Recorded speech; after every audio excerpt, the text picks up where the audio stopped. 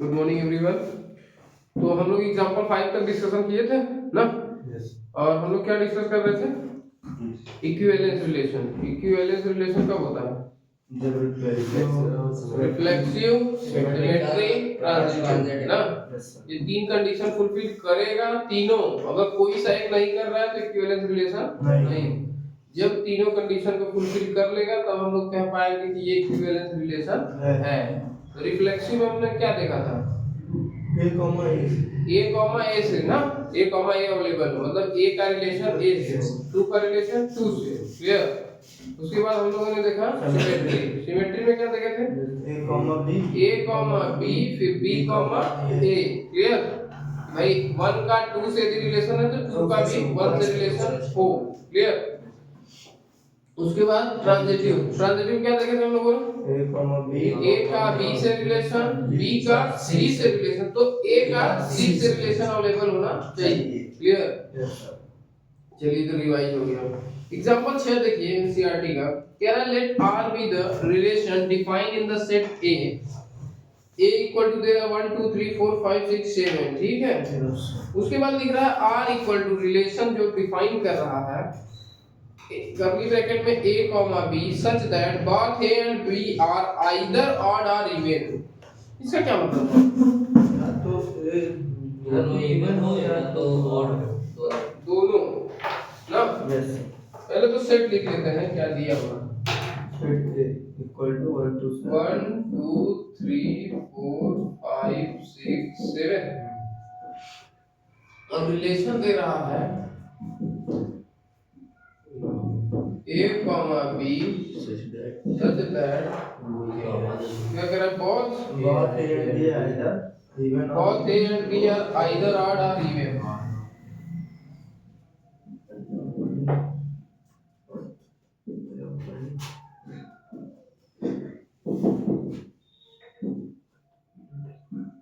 odd or even। इसका क्या ही मतलब हुआ? या तो दोनों odd or even। दोनों नंबर जो है वो यदि एक नंबर ऑड लिख रहा हो तो दूसरा भी ऑड होना चाहिए। ये हमेशा ध्यान रखना। ठीक? जो रिलेशन में कह रहा है उसको हम लोग हटा नहीं सकते, कुछ भी ले लेते हैं। चलो ना, जैसे अब हम लोग चाहे जो ले ले लेकिन 1 का 2 तो नहीं ले सकते, 1 का 4 नहीं ले सकते। क्यों नहीं ले पाएंगे? क्योंकि सब एक इवन हो जाएगा। हाँ, एक इवन हो जाएगा और दूसरा ऑड। क्योंकि हमें लेना नहीं है दोनों, या तो इवन लेना है या दोनों ऑड। क्या किया जाए बताओ? देखो, यदि 1 ले रहे हैं तो क्या क्या पॉसिबिलिटी है बताओ? 1 ले रहे हैं तो 1 या तो 3 बोलो भाई। 1 कॉमा 3 1 कॉमा 1 भी हो सकता है। 1 कॉमा 1 हो सकता है। क्यों? क्योंकि भाई 1 और 1 देखो दोनों क्या है? Odd number. Clear? 1 comma 1 comma 3 2 नहीं हो सकता। क्यों 2 नहीं हो सकता? क्योंकि तो इवन हो जाएगा। हाँ, चलो अब लिख लेते हैं। तो रिलेशन में हम लोग क्या मिलेगा? 1 से 3 का रिलेशन, 1 से 1 का मिलेगा, फिर 1 से 3 का, फिर 1 से 5 का, फिर 1 से 7। बस क्लियर हो पा रहा है?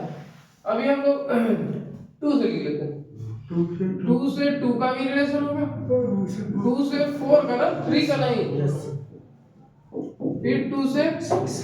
क्लियर? Yes sir. 3 पे आ जाता है। 3 से 1 का रिलेशन, 3 से 1 का। सोच पा रहे नहीं हम लोग? Yes sir. फिर 3 से 3 का, फिर 3 से 5 का, 3 से क्लियर? 4 की तरफ शिफ्ट होता है। 4 से 2 4 से 4 से 6। क्लियर? Yes sir. 5 से 5 से 1 5 से 3 5 से 5 3 ना, 2 नहीं। 5 से 7 आगे 6 से 2 6 से 4 6 से 6। अच्छा, इतना लिखने की भी जरूरत नहीं है। हम चाहते तो सोच के भी आंसर कर सकते थे, कोई दिक्कत नहीं है। लेकिन बताने के लिए है कि कहीं दिक्कत ना आए, जैसे एक कॉन्सेप्ट बिल्डअप हो जाए कहाँ कैसे क्या हो रहा है। 7 से 1 7 से 3 7 से 5 यही मिलेगा। Yes sir. क्या रिलेशन का जो ऑर्डर पेयर है इतना ही है? Yes sir. क्लियर। अब देखो क्या 1 का 1 से अवेलेबल है, यस 2 सर। का 2 से, 3 का 3 से, 4 का 4 से, 5 का 5 से, 6 का 6 से, 7 का 7 से। इसका मतलब ये कैसा रिलेशन है? रिफ्लेक्सिव। रिफ्लेक्सिव। कैसा रिलेशन है? रिफ्लेक्सिव। क्लियर हो पा रहे हैं हम लोग? Yes sir. अच्छा इन जनरल यदि मुझे लिखना होता तो हम लोग लिख लेते कि हियर a a अवेलेबल, क्योंकि a यदि ऑड है तो दोनों ऑड है, तो अगर 1 1 हो गया, 2 2 हो गया, 3 3, इन जनरलाइज करना होता तो हम लोग ऐसे भी लिख के छोड़ सकते थे ना, a is available when a is odd or even। Clear. अब मतलब रिफ्लेक्सिव तो है। क्लियर। Yes sir. अब हम लोग सिमेट्री की तरफ शिफ्ट होते हैं। दूसरा नंबर पे सिमेट्री है, हम लोग याद किए कैसे? दूसरे नंबर पे दो कंडीशन फुलफिल करो, A से B में, फिर B से A में। क्लियर। तो देखो 1 का तो 1 से तो ये तो है नहीं, 1 का 3 से है, तो क्या 3 का 1 से अवेलेबल है? ठीक है। 1 का 5 से है, 5 का 1 अवेलेबल है। 1 का 7 से 7 का 1 अवेलेबल है। क्लियर। 2 का 2 तो ठीक है, 2 का 4, 4 का 2 है, 4 का 2, मतलब ये सिमेट्री है ना, यहाँ सिमेट्री है, रिफ्लेक्सिव भी है, सिमेट्री भी है। क्लियर हुआ। ट्रांजिटिव की तरफ शिफ्ट होते हैं। 1 का यदि 3 से है तो 3 का ट्रांजिटिव की तरफ है, 3 कंडीशन। 1 का यदि 3 से हो तो 3 का किसी और से हो तो 1 का वहां से मिला दे, तो 3 का देखो 5 से, तो क्या 1 का 5 से है? 1 का 5 से है। 1 3 3 5 1 5। क्लियर। 1 5, फिर इधर आ जाइए, 1 5 5 7 तो 1 7 अवेलेबल है। Yes sir. ऊपर ठीक है। क्लियर हो पा रहे हैं हम लोग? तो ट्रांजिटिव भी है। क्या एग्जांपल क्लियर हुआ?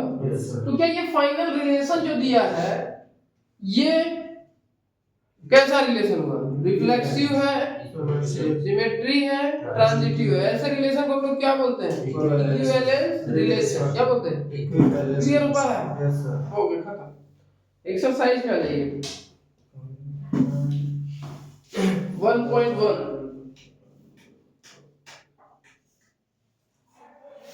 देखिए भाई एक्सरसाइज की question, relation R is the set A. Determine whether each of the following relation are reflexive, symmetric, and transitive.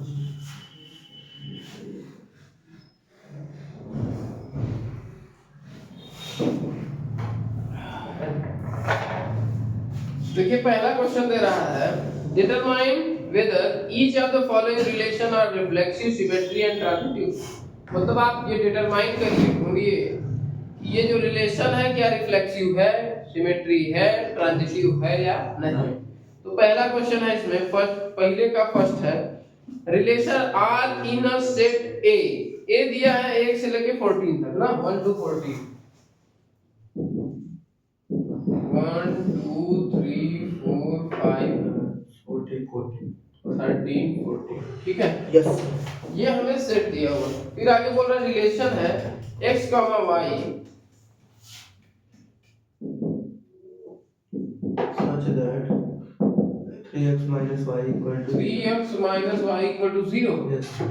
ठीक है। थोड़ा सोचो, क्या x की वैल्यू, ध्यान से समझना, x की वैल्यू पहले ये बताओ क्या हो सकती है? मिनिमम क्या हो सकती है, मैक्सिमम क्या हो सकती है? Minimum 1, maximum 4। मिनिमम 1 हो सकती है। थोड़ा सा इसको अगर नहीं समझ में आता तो थोड़ा इसको इजी बना लो। 3x बराबर y हो जाएगा, y इधर गया। अब सोचो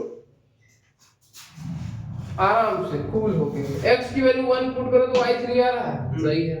x की वैल्यू 2 पुट करो तो y कितना आ रहा है? 6। ये लिख ही देते हैं क्या? x 1 पे 3, पहले x का एलिमेंट फिर y का, फिर 2 पे 6 3 पे 9 4 पे 5 पे 15 हो जाएगा। 5 पे कितना आ रहा है? 15।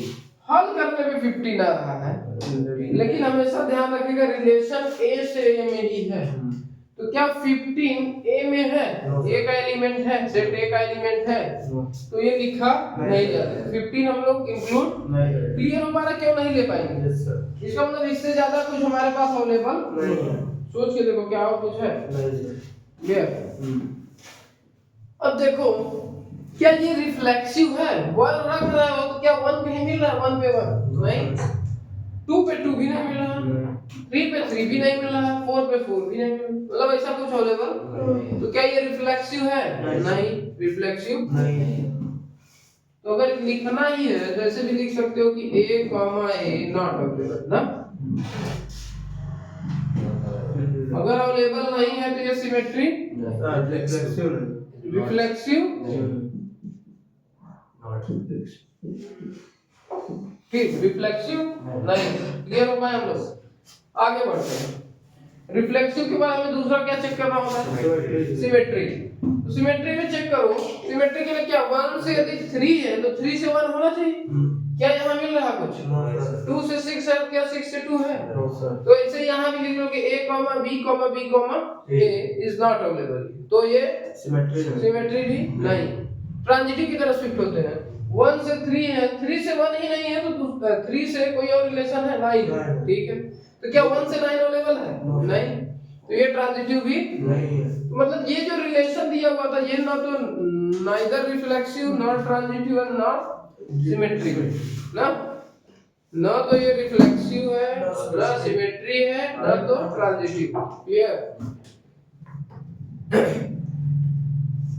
अच्छा इससे भी याद कर, जैसे हम लोग से अल्फाबेट ईरर हो जा रहा है, पहले ट्रांजिटिव बोल दे रहे फिर सिमेट्री, तो इससे भी याद कर सकते हो कि रिफ्लेक्टिंग आर ना रिफ्लेक्सिव है आर, फिर अगला सिमेट्री आर एस टी याद कर